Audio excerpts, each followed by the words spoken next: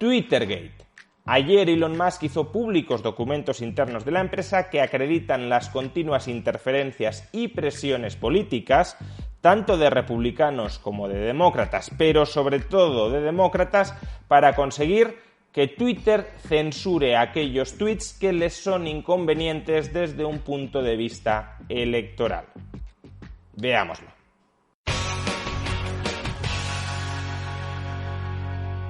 Ayer, el nuevo dueño de Twitter, Elon Musk, reveló a través del periodista Matt Taibbi documentos internos de la empresa, previos a su adquisición, que acreditarían la continua interferencia del poder político estadounidense, del establishment político estadounidense, en la vida interna de la empresa. Esa revelación de documentos internos de la empresa se hizo para aportar transparencia sobre cómo gestionó Twitter el escándalo del portátil del hijo del actual presidente de Estados Unidos, Hunter Biden.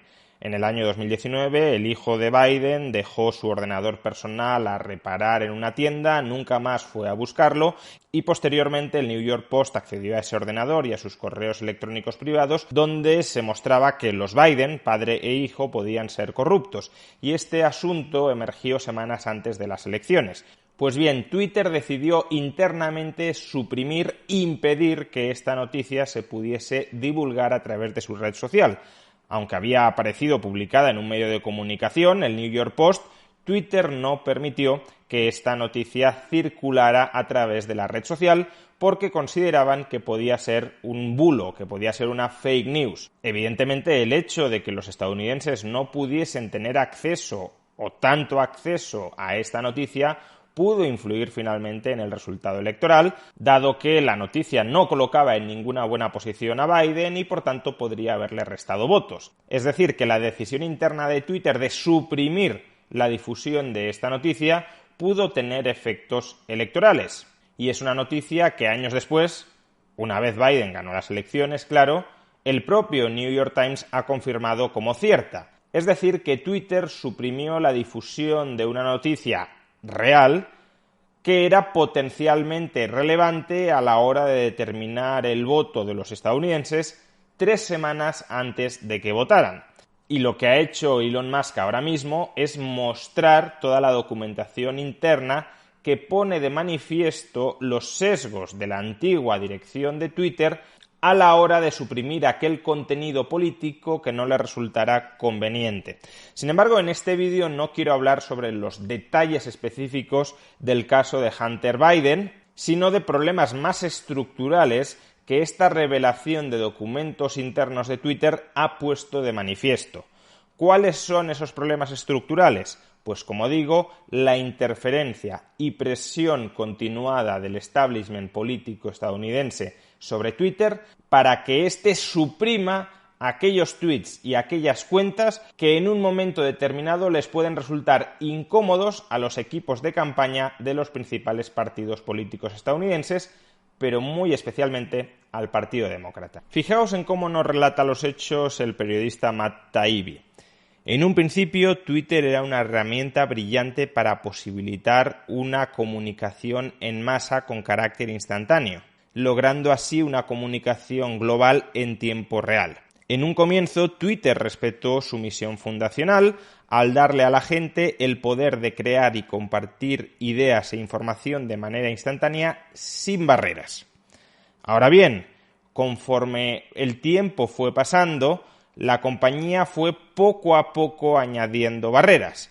En un principio se diseñaron herramientas dirigidas a combatir el spam o los fraudes financieros, lo cual, puede resultar relativamente razonable, dado que si Twitter se inunda de spam, la experiencia del usuario no sería vivible, y si en Twitter pudiese ser una víctima fácil del fraude financiero, pues entonces tampoco muchos querrían utilizar Twitter. Pero claro, conforme vamos añadiendo barreras a la libertad de expresión dentro de Twitter, aun cuando algunas de esas barreras, insisto, sean plenamente razonables, ¿qué sucede? Pues que ya surge el riesgo de instrumentalizar esas barreras en términos políticos. Y eso es lo que nos cuenta a continuación Taibbi. Poco a poco, conforme fue pasando el tiempo, el equipo y los ejecutivos de Twitter empezaron a encontrarles otros usos a esas herramientas que originariamente habían sido diseñadas, recordémoslo, para suprimir el spam y los fraudes financieros. Personas ajenas a la compañía empezaron a reclamarle a Twitter que manipulara también el discurso, los tweets dentro de la red social. Primero solo algunas veces, después más a menudo y finalmente de manera constante. En 2020 las peticiones de sujetos bien conectados con la compañía para que suprimieran tweets eran un asunto rutinario. En este mail podemos observar cómo un ejecutivo le escribe a otro: más tweets para revisar que nos han sido enviados por el equipo de campaña de Biden. Y la respuesta que obtiene ese ejecutivo es: arreglado. Dicho de otra manera, el equipo de campaña de Biden les envió a los ejecutivos de Twitter un listado, justamente el que podéis ver en pantalla, de tweets que no les gustaban. Ese ejecutivo de Twitter se lo pasa a otro ejecutivo de Twitter para que los revise y los censure, y el ejecutivo de Twitter le contesta: ya he hecho mi trabajo. Taibbi constata que ambos partidos políticos, republicanos y demócratas, presionaban, reclamaban, exigían a Twitter que borrara determinados tweets. Dice Taibbi, ambos partidos tenían acceso a estas herramientas de supresión de comentarios. Por ejemplo, en 2020 se recibieron tanto peticiones de la Casa Blanca de Trump como del equipo de campaña de Biden, y en ambos casos esas peticiones se ejecutaron, es decir, se censuraron tweets. Ahora bien, añade Taibbi, el sistema no estaba equilibrado porque se basaba en contactos. Es decir, que aquellos partidos que tenían acceso más directo a los ejecutivos de Twitter tenían más capacidad de enviarles más correos electrónicos, de que estos los leyeran y de que se suprimieran una mayor cantidad de los tweets que ellos querían suprimir. Y dado que la plantilla de Twitter estaba y está sobreproporcionalmente representada por personas con una determinada orientación política, y ahí adjunta Taibbi una captura de las donaciones del personal de Twitter a las campañas demócratas o republicanas, y lo que observamos es que en 2020 el 98,5% de todas las donaciones del personal de Twitter fue a parar al Partido Demócrata. Por tanto, la simpatía política mayoritaria dentro de Twitter es muy obvia. Dice Taibbi, dado que la plantilla de Twitter estaba y está sobreproporcionalmente copada por personas con una determinada orientación política, Partido Demócrata, el Partido Demócrata tenía más canales, más vías para quejarse que el Partido Republicano. Cuidado, Taibbi no está diciendo que el Partido Republicano sea más respetuoso con la libertad de expresión dentro de Twitter que el Partido Demócrata. No está diciendo que los republicanos presionen o tengan ansias de presionar menos a Twitter que el Partido Demócrata. No. Está diciendo que los demócratas tenían más opciones, más canales, más vías abiertas para ejercer esa presión porque se llevaban mejor con los ejecutivos de Twitter. Y evidentemente aprovecharon esas mayores vías para suprimir más tweets en su favor. Ahora bien, si Twitter hubiese estado copado por personal republicano, los republicanos, según lo que nos comenta Taibbi, habrían hecho exactamente lo mismo. De hecho, dentro de sus más limitadas posibilidades, lo hicieron. Pero lo hicieron voluntariamente porque los ejecutivos de Twitter estaban ideológicamente sesgados y se querían llevar bien con el Partido Demócrata y con algunos republicanos, ¿o lo hicieron bajo coacciones políticas? Pues probablemente por ambos motivos.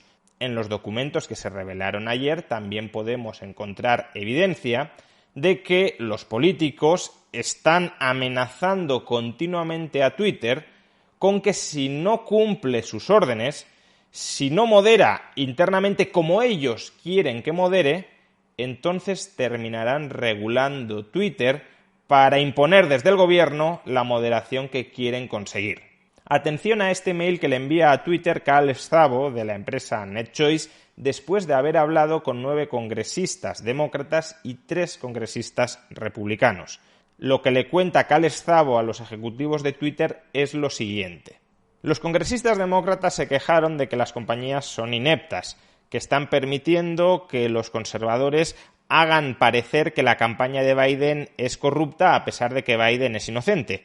Lo asocian todo al escándalo de los emails de Hillary Clinton. Aunque ella no hizo nada malo, el escándalo creció más allá de toda proporción. En su cabeza, en la cabeza de los congresistas demócratas, las redes sociales están haciendo hoy lo mismo. Como normalmente no moderan lo suficiente los contenidos dañinos, cuando censuran un contenido como el de ayer, la historia de Hunter Biden, entonces esa censura de la red social, esa supresión excepcional de esa noticia, se convierte en una noticia en el resto de medios de comunicación. Si las redes sociales estuvieran habituadas a moderar más, es decir, a suprimir más regularmente, más comentarios, más tweets, más cuentas, más noticias, entonces los conservadores ni siquiera tendrían la tentación de usar las redes sociales como herramienta de desinformación o de manipulación. Todos los congresistas demócratas, los 9 a los que se entrevistó, estaban de acuerdo. Las redes sociales necesitan moderar, censurar, suprimir, más de lo que lo están haciendo porque están corrompiendo la democracia y haciendo creer a la población de que toda la verdad es relativa. Cuando se les preguntó cómo piensa el Estado actuar de una manera coherente a estas indicaciones, al mismo tiempo que respeta la primera enmienda, la que garantiza la libertad de expresión, contestaron: la primera enmienda no es absoluta. Lo que todo este contenido y mucho otro que se reveló ayer pone de manifiesto es que, por un lado, existe un contubernio claro entre algunos grandes ejecutivos de empresas tecnológicas y el establishment político estadounidense para, aliándose ideológicamente entre sí, manejar qué se puede decir o qué se deja de decir dentro de las redes sociales. Algo muy similar a lo que viene ocurriendo desde hace décadas con los medios de comunicación. Todos sabemos que los grandes periódicos, que además tienen una línea editorial marcada, están en contacto estrecho y directo con los partidos políticos cuyas ideas impulsan, patrocinan o defienden. Pues bien, aquí estamos ante un caso similar, con la diferencia de que una red social no tiene línea editorial, o supuestamente no la tiene, y por tanto debería ser imparcial a la hora de permitir los comentarios en su interior. Pero es que, en segundo lugar, lo que este material también pone de manifiesto es que en gran medida los ejecutivos de la red social no tienen otro remedio que pasar por ese aro, porque los políticos están amenazando, a veces en público y muchas ocasiones en privado, a las redes sociales con que si no moderan como ellos quieren que moderen, es decir, si no se autorregulan como los políticos quieren que se autorregulen, serán los políticos los que aprobarán leyes que regularán directamente el contenido en esas empresas, arrebatándoles autonomía de gestión interna. Por tanto, los ejecutivos de Twitter o tragan, o censuran comentarios que no le gustan al establishment político, o el establishment político se los censurará directamente. Esta, por cierto, ha sido la dinámica entre Twitter y la Unión Europea. Ahora que Musk ha comprado Twitter y que pretende impulsar una mayor libertad de expresión, pretende suprimir menos mails y menos cuentas dentro de Twitter, la Comisión Europea está amenazando a Elon Musk que, si no se somete a las regulaciones europeas, será sancionado o incluso Twitter se llegará a cerrar en Europa.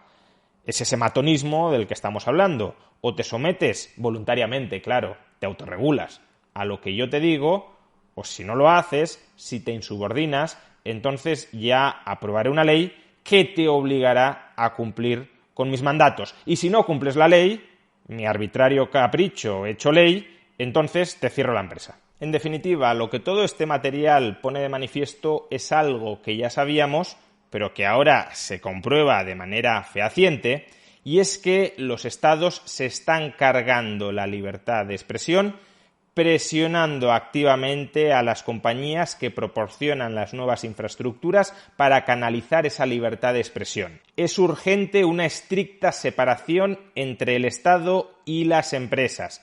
Es urgente que los políticos dejen de entrometerse en la vida interna de las empresas para que éstas de verdad puedan autorregularse a la hora de proporcionar infraestructuras que permitan que los usuarios se expresen libremente. Del mismo modo que consideraríamos inadmisible que un gobierno quisiera regular en su favor todos los periódicos de tirada nacional para que todos ellos suprimieran determinadas noticias que no le fueran convenientes a ese gobierno de turno, deberíamos considerar igualmente un escándalo que los políticos estén presionando diariamente a Twitter, a Facebook o a cualquier otra red social para que censure, para que silencie aquellos mensajes que no sean del agrado de ese poder político. Esto es un escándalo de primer nivel que no sé si pone en solfa, más de lo que ya lo está, la democracia, pero que sin duda socava de raíz los fundamentos de una sociedad libre.